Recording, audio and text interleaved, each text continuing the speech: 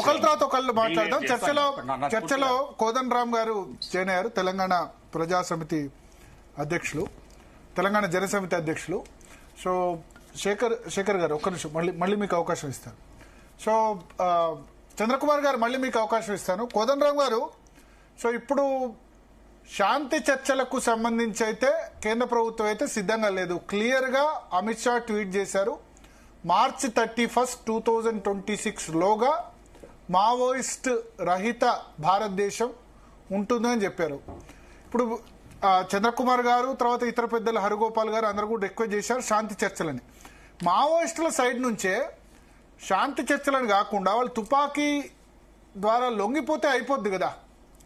ఇప్పుడు ఉన్న మిగిలిన వాళ్ళు కూడా డైరెక్ట్గా వితౌట్ ఎనీ కండిషన్ లొంగిపోయి జనజీవన స్రవంతిలో వచ్చి, ఇప్పుడు మీరు రాజకీయ పార్టీ పెట్టి అరవింద్ కేజ్రీవాల్ ముఖ్యమంత్రి అయినారు. అట్లా నేపాల్లో ప్రచండ డైరెక్ట్గా ప్రధానమంత్రి పదవి కూడా ఆయన చేపట్టే సందర్భం ఉంది. సో అట్లా రావచ్చు కదా, వితౌట్ కండిషన్, ఎనీ కండిషన్, ఆయుధాలు వదిలి లొంగిపోతే అట్లీస్ట్ ఇప్పుడున్న వాళ్ళ ప్రాణాలు అయితే దక్కించుకోవచ్చు కదా కోదండం గారు. ఇప్పుడు దానికైనా చర్చలు మొదలు పెట్టాలి కదా. అంటే వాళ్ళు ఒక ప్రతిపాదన పెట్టింది, మేము అంటే లొంగిపోతే అయిపోద్ది కదా. అంటే ఆయుధాలు, నేను అనేది ఏంటంటే వాళ్ళు కాల్పులు జరపవని ప్రకటించారు, శాంతి ఒప్పందాన్ని చర్చలకు మేము సిద్ధము అని. అప్పుడు గవర్నమెంట్ తన వైపు నుంచి తన ప్రతిపాదన పెట్టొచ్చు.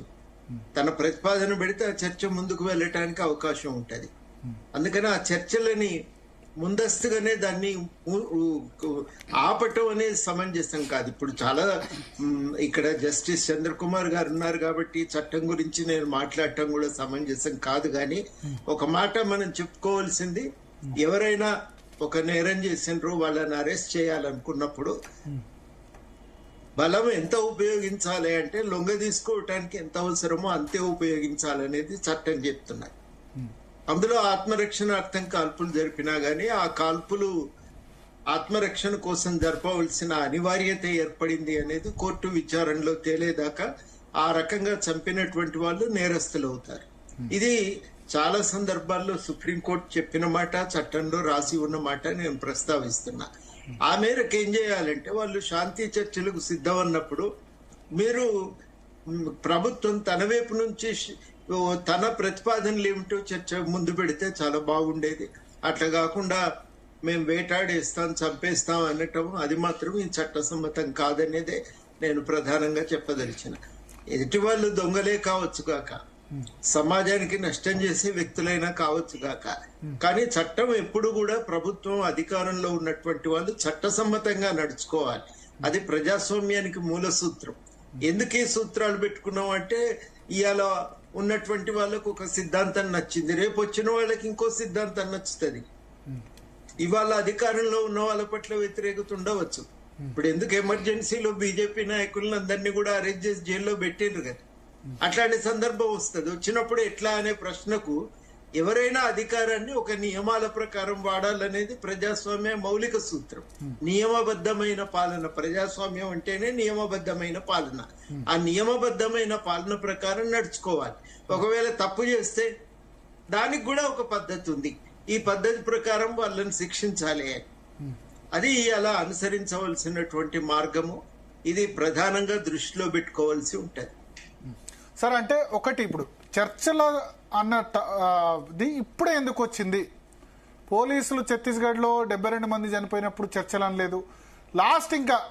లాస్ట్ ఫేజ్ లో ఉంది మావోయిస్ట్ ఉద్యమం అన్న తర్వాత ఇప్పుడు చర్చలు.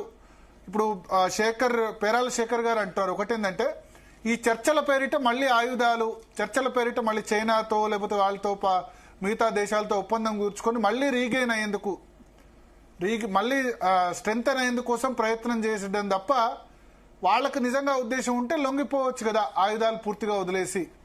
ఇప్పుడే ఎందుకు చర్చలకు ఇప్పుడే ఎందుకు సందర్భం వచ్చింది? ఇన్ని సంవత్సరాలు కాకుండా ఇంకా లాస్ట్ ఫేజ్ లో ఉంది కాబట్టి ఇది ఒక టాక్టికల్ గా వాడుతున్నారు తప్ప వాళ్ళకి నిజంగా చిత్తశుద్ధి లేదు. 25 సంవత్సరాల నుంచి చర్చల విషయం వస్తూనే ఉన్నది భరత్ గారు. 2004లో వచ్చింది, 2010లో వచ్చింది, ఇప్పుడు వచ్చింది. 2004లో వచ్చినప్పుడు భూమి సమస్యను పెట్టిండ్రు, కార్మిక సమస్యను పెట్టిండ్రు, దాదాపు 200-300 రాజకీయ ఆర్థిక అసమానతలకు సంబంధించిన సమస్యలు పెట్టిండ్రు. 2010లో కూడా వచ్చింది ఈ విషయం. ఇవాళ 2025లో కూడా వచ్చింది విషయం.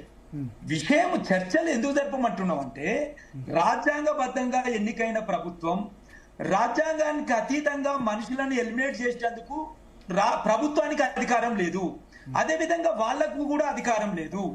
వాళ్ళు శాంతి భద్రతల సమస్యగా చూడకుండా ఇది ఒక ఆర్థిక రాజకీయ సమస్య, భూమి సమస్యగా చూడండి, చూసేసి చర్చించండి. చర్చల లోపల ప్రభుత్వం పెట్టే విషయాలు ఉంటాయి, వాళ్ళు పెట్టే విషయాలు ఉంటాయి. ఉన్న తర్వాత ఒక ఏకాభిప్రాయంతో సమాజంలో శాంతి నెలకొనేందుకు ప్రయత్నం చేయాలని మీరు గ్యారంటీ ఇస్తారా? మళ్ళీ ఒకవేళ చర్చలకు పిలిస్తే మళ్ళీ గ్యారంటీ ఇస్తారా? వాళ్ళు తుపాకీ పట్టరు? ఇవన్నీ మాటల్లో తేలవలసిన విషయాలు కదండి. ఇప్పుడు మీరు నేను కూర్చొని మీరు ప్రభుత్వం తరఫున మాట్లాడతలేరు, మేము మావోయిస్టుల తరఫున మాట్లాడతలేము. ఇద్దరం కూడా మీరు పౌరులే, మేము కూడా పౌరులమే. పౌరులుగానే మనం మాట్లాడుకుంటున్నాం. ఇక మనం వాళ్ళ తరఫున వకాలు తప్పించుకొని వచ్చినాం, రిప్రజెంట్ చేస్తాం, మాట్లాడుతున్నాం, మేము హామీ ఇస్తున్నాం అని చెప్పడానికి మాకు అధికారం, వాళ్ళ తరఫున మాట్లాడే అధికారం మాకు లేదు. పౌరులుగానే మనం మాట్లాడుకుంటున్నాం. పౌరులుగా మాట్లాడుకుంటున్నప్పుడు ప్రజాస్వామ్య సమాజాల్లో పాటించవలసిన పద్ధతుల గురించి ప్రస్తావించగలం, గాని అంతకు మించి మనం ఇంకా ఇక్కడ ఒక ప్రశ్న. ఇప్పుడు తెలంగాణలో ఇదివరకు సామాజిక ఈ చాలా పెద్ద సమస్య ఉండేది కదా. ఇప్పుడు మీ ఆదిలాబాద్ లో అయినా, కరీంనగర్ లో అయినా, నిజామాబాద్ లో అయినా చాలా పెద్ద సమస్య. ఇవాళ పల్లెలు చాలా ప్రశాంతంగా ఉన్నాయి, మావోయిస్టుకు సంబంధించి హింస లేకుండా అటైనా ఇటైనా. ఇప్పుడు నేను ధర్మపూర్ నుంచి వచ్చా, మా దగ్గర బీర్పూర్ గణపతి స్వగ్రామం, పెళ్లి జీబు పేల్చేశారు. 8 మంది పెళ్లి జీబులో ట్రావెల్ చేస్తున్న వాళ్ళు మావోయిస్టులు పోలీసులు అనుకుని పేల్చేసిన సందర్భం ఉంది. పోలీసులు చంపారు, అటు మావోయిస్టులను చంపారు. మావోయిస్టుల కోవర్ట్లు అనుకుని పోలీసులు చంపిన వాళ్ళు ఉన్నారు, పోలీసుల కోవర్ట్లు అనుకుని మావోయిస్టులు చంపిన వాళ్ళు ఉన్నారు. ఆ హింస అదంతా పోయింది. కొంత డెవలప్మెంట్ కనబడుతుంది వాళ్ళ ఉమ్మడి కరీంనగర్ జిల్లాలో, ఇన్ఫ్రాస్ట్రక్చర్ వైజ్ కానీ లేకపోతే ఆ విధంగా కానీ. ప్రతి ఆ ఎడ్యుకేషన్ పరంగా చాలా బ్యాక్వర్డ్ ఉండేది మావోయిస్ట్ సమస్య కారణంగా. ఇప్పుడు ఎడ్యుకేషన్ పరంగా ఇంప్రూవ్మెంట్ అయింది. ఇవన్నీ మనకు విజిబుల్ కదా. సో మళ్ళీ అశాంతి, ఒకవేళ మళ్ళీ వాళ్ళు రిక్రూట్మెంట్ చేసుకుని మళ్ళీ మావోయిస్ట్ ఉద్యమం స్టార్ట్ అయితే మళ్ళీ పల్లెల్లో అశాంతి అయితే రెండు వైపులా చనిపోతారు. పోలీసులు అంటారు, భరత్ గారు ఎందుకు పోయిందంటారు? ఎందుకు పోయిందంటే రాజకీయ సామాజిక డెవలప్మెంట్ సార్, డెవలప్మెంట్ రాజకీయ వాతావరణం మారింది. మారిన నేపథ్యంలో పోయింది. ఇప్పుడు మీరు శంకరన్ గారి నేతృత్వంలో పౌరస్పందన వేదికగా మేము 96 నుంచి పనిచేసినాం. ఆ క్రమంలో చాలా సంఘాలతో మాట్లాడినాం. మీరు విలేకరుగా ఉన్నారో లేదో గాని ఆ రోజుల్లో వార్తాపత్రిక వాళ్ళు ఈ హింస మీద ఒక చర్చ జరిపారు. టన్నుల కొద్దీ ఉత్తరాలు వచ్చినాయి వాళ్ళకి. ఆ ఉత్తరాల్లో ఏరి కొన్ని ఉత్తరాలను మాత్రమే వాళ్ళు ఆ రోజు అచ్చువేయటం జరిగింది. సమాజంలో హింస అనేది మంచిది కాదు. ఈ హింస ఏ రూపంలో ఉన్నా అది నష్టదాయకం అనేటువంటి మాట ఇవాళ మనం అందరం కూడా చెప్తూ ఉన్నాం. ఇవాళ దానిపైన మళ్ళీ రెండవ అభిప్రాయం ఎవరికి కూడా లేదు. కాబట్టి ఈ సందర్భంగా నేను చెప్పేది ఏంటంటే ఈ విషయం పైన చర్చ జరపాలి. చర్చ జరిపితేనే అటువైపు హింస మంచిదని అంటున్నామా? అటువైపు హింస కూడా మంచిదేం కాదు, సమాజానికి దాని వల్ల వచ్చే అనర్థాలు ఉంటాయి. కానీ ఇక్కడ ప్రశ్న ఏంటంటే, మనందరి ప్రశ్న ఏంటంటే అటువంటి సమస్యల పైన ఎట్లా వ్యవహరించాలి? తెలంగాణలో నేననేది ఏంటంటే ఆ వ్యవహరించడానికి ఏమన్నా పద్ధతి ఉందా అనే ప్రశ్న ఇక్కడ మనం మాట్లాడుకుంటున్నప్పుడు ఒక పద్ధతి ఏంటంటే గవర్నమెంట్ తుపాకులు పట్టుకోవాలి, ఏరివేయాలి. నేనేమంటున్నానంటే అటువంటి హింసను మేము చాలా సార్లు ఖండించినవి. ఇవాళ కొత్తగా దాని గురించి నేను మాట్లాడవలసిన అవసరం లేదు. హింస అనేది సమాజంలో న్యాయం చేస్తుందనే నమ్మకం నాకు లేదు. నాకున్నదా లేదా అనేది కాదు, కానీ ఆ హింస పట్ల ప్రభుత్వం ఎట్లా వ్యవహరించాలనే అంశం పైన ఒక దృష్టికోణం ఉండాలి కదా.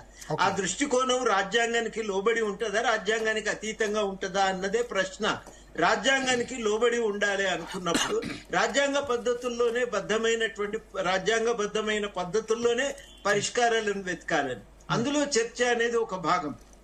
రెండవది కీలకమైనది ఏంటంటే దానికి వ్యతిరేకంగా ఒక రాజకీయ ఉద్యమాన్ని నడపవచ్చు, అది ఒక భాగం. మూడవది ఏంటంటే ప్రభుత్వము సామాజిక ఆర్థిక సమస్యలను పరిష్కరించడానికి మొత్తంగా పోలీసులు కాదు అన్ని యంత్రాంగాలు క్రియాశీలకంగా పనిచేయవలసినటువంటి అవసరము ఉంటది. ఇవన్నీ కూడా కీలకం. ఈ గ్రామాల్లో తిరిగినప్పుడు నేను కూడా చాలా చోట్ల చూసిన కదా, ఒక మార్పుకు వాళ్ళు దోహదపడ్డారండి. ఇవాళ మేము అవసరం లేదనుకుంటున్నాం, తప్పకుండా మా పద్ధతుల్లో మేము జీవించగలం, సమస్యలను పరిష్కరించుకోగలం అనే నమ్మకం ప్రజలకు కుదిరినప్పుడు ఆ తొవ్వను వదిలిపెట్టి ఇంకో తొవ్వ వెతుక్కున్నారు. న్యాయం పొందటానికి ఇది కాదు, ఇంకొక మార్గం ఉంది అనే విశ్వాసం ప్రజల్లో కల్పించవలసిన బాధ్యత ప్రభుత్వాల మీద ఉంది, పార్టీల మీద ఉంది, అందరి మీద, మనలాంటి వాళ్ళ మీద కూడా ఉంది, మీడియా మీద కూడా ఉంది. అందరం కలిసి చేయవలసింది ఏంటంటే ఇంకొక మార్గం ఉంది అనే నమ్మకాన్ని కల్పించగలగాలి. అది ఒక మార్గం. ఇవన్నీ జరగాల్సినటువంటి ప్రయత్నం కదా. తెలంగాణలో జరిగింది అంటే ఒక తెలంగాణ ఉద్యమం వచ్చిన తర్వాత ఒక ప్రత్యామ్నాయం ప్రజలకు కనబడ్డది, ఇంకొక మార్గంలో న్యాయాన్ని సాధించుకోవచ్చు. ఇప్పుడు కన్విన్స్డా, ఇప్పుడు తెలంగాణ ఆంధ్రప్రదేశ్ ప్రజలు మోస్ట్లీ కన్విన్స్డా అంటే